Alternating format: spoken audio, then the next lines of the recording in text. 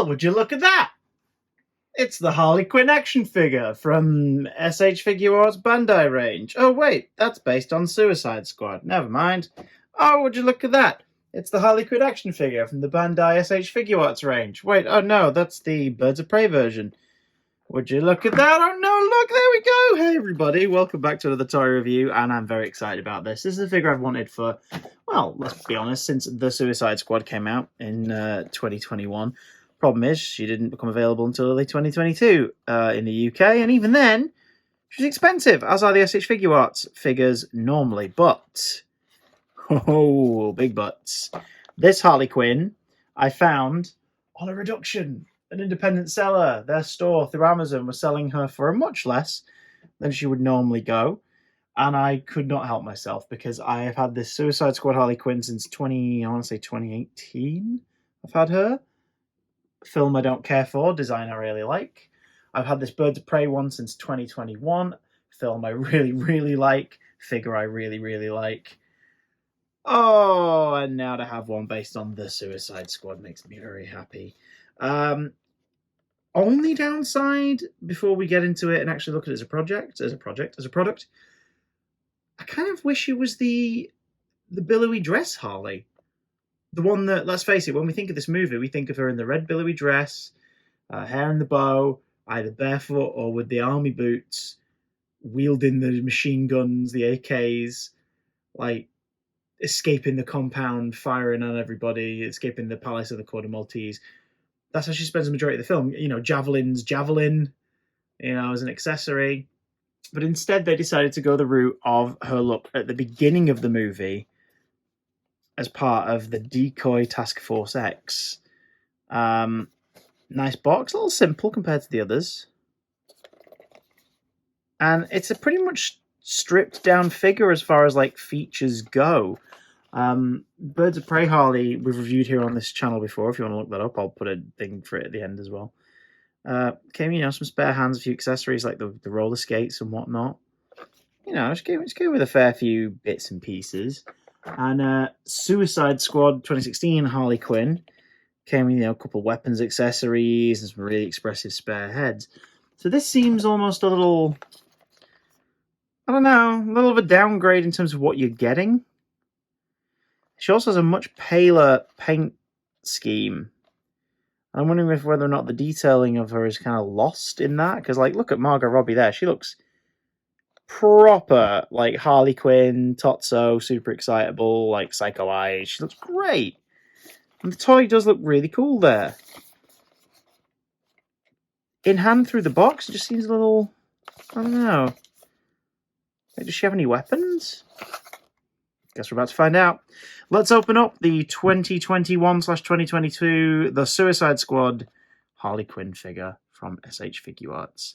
Harley! Right off the bat, out of the box, a much better looking figure. In the box, I don't know, maybe just the plastic window is washing her facial features out a little too much.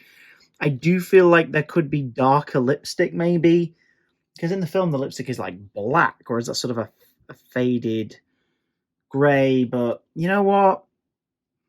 Way better looking out of the box. Let's have a quick look at the articulation. S.H. Figuarts always come with a pretty decent amount of articulation. She has a pivot at the ankle.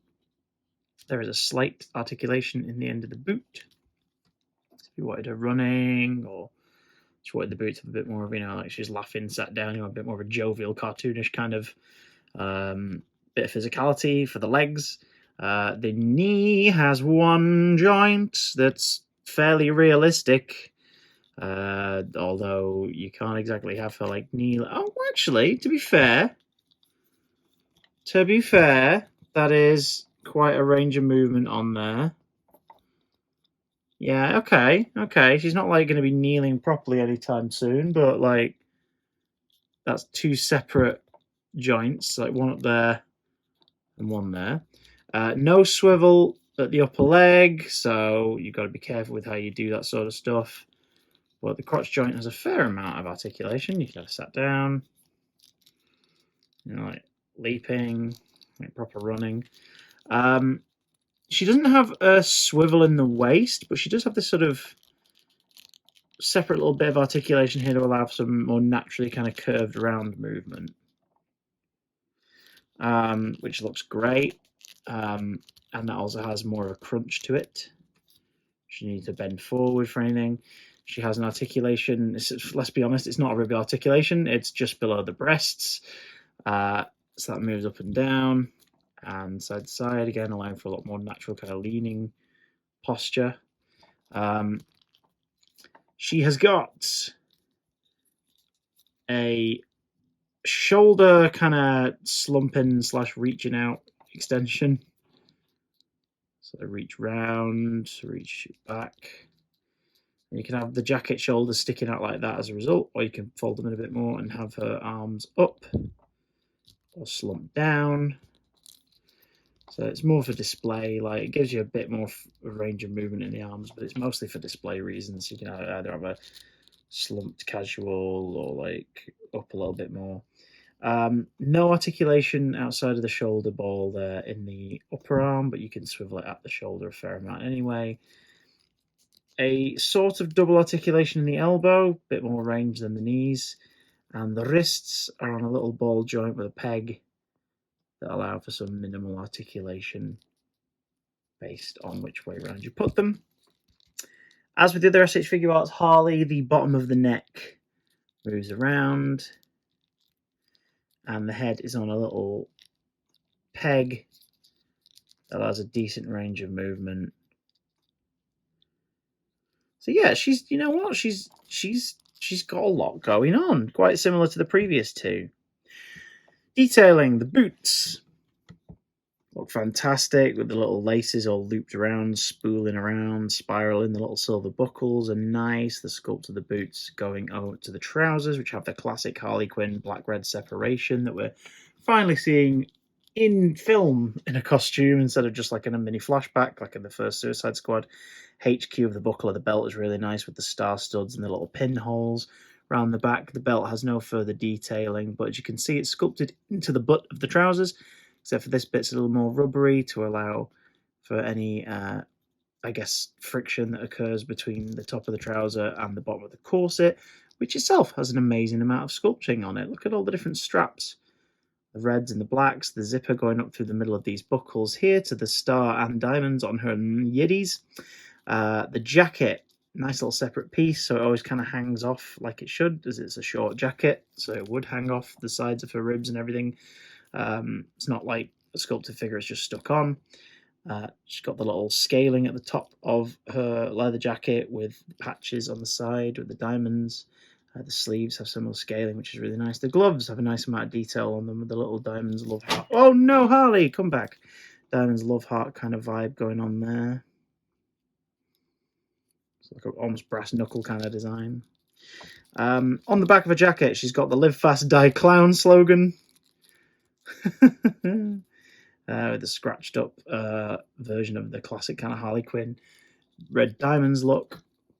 Goggles on her head look nice and shiny, fairly goggly. You can kind of see the separate piece where it's been inserted there, which is a bit obvious, but you're not exactly going to be looking at it from above. You're always going to be looking at it from the side or from the front. As for the sculpt, that is definitely Margot Robbie.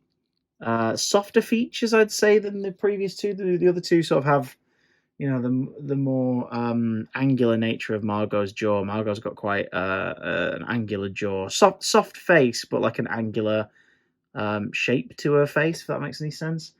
And this figure sort of seems to be mostly retaining a more leaning more into her softer features, at least with this head sculpt, with the red bleeding eyeshadow / eyeliner combo and the faded love heart tattoo on her face that's become less prominent and obvious as each of the films has gone by, with her red pigtails, earrings, her earpiece. That's a nice detail, the earpiece, because she's in Task Force X, of course, so they're sending her information. She's got her earpiece in. That's a really nice detail. She comes with, here's where she gets a downvote based on the other two. She comes with no accessories. None at all. And I'm kind of frightened and shocked by that, because I'm like, is this what they're going to try and get away with going forwards? I don't collect S.H. Figuarts stuff often, but it seems a bit of a letdown, really. I mean, not a baseball bat. not a gun. The most obvious accessory to have paired her with would have been Javelin's javelin. Because in the opening scenes of the Suicide Squad, where you see her in this outfit, she takes the javelin. That would have been an obvious accessory to give her, especially because they've given her accessory supporting hands. So she has 4 pairs of hands in total. The 2 she's currently sporting with the balled up fists. She has a pair of hands for sort of holding accessories. She has... no! I just don't want them to fall out and get lost because they're so small. They're so small. She's got a... This is the most disappointing part. Look at this. Gun hands. She's got hands built for a gun. So why doesn't she have a gun? She has more neutral, kind of hanging down the side hands. Casually hanging fingers and everything. And here's the most... Oh, this is upsetting. So she has 1 extra left hand accessory, right? For I assume, because they want you to combo, mix and match her with older Harley figures, that's ideal for her baseball bat. Do you know what else it'd be ideal for? A frickin' javelin. I honestly don't know why they didn't include any accessories. I'm really disappointed in that. But one thing I'm not disappointed in is the additional head sculpt. Like from the front, yeah, it's alright. The lippy's not quite perfect. Earpiece still there, nice. But then you turn her that way, that's Margot Robbie. Like, that is Margot Robbie right there. Perfectly depicted. It's not the exact same sculpt as previous Laughing Smiling Harleys. It's definitely a new sculpt. But you can see Margot in that perfectly. So good. Like, that is fantastic. There you go. There she is as well. Like, that's proper, like, creepy Harley. Amazing. I think this is, all in all, a brilliant figure, but is a letdown for S.H. Figuarts because it's a sign... I guess it's a sign of what could be to come now, like minimalistic, detail-less releases. Accessory-less releases. They still have the great detail, but nothing really to display them with. That sucks. I would like to see another Harley from this film released. I would like to see her in the red billowy dress. So you get both iconic looks from this movie. And if they do that, she better come with guns and the javelin. And, like, you know, barefoot option with detachable boots and, you know, just, I don't know, blood-stained bandages for her arms and just all the stuff that you see her sporting or wearing or alternate styles from the film. But with weapons specifically. Like, give her the birds. Let's have the birds. So we can have her posing with, like, the parrot on her arm or something. I really like this figure. I'm just really upset about the lack of accessories. What do you think? Down in the comments below.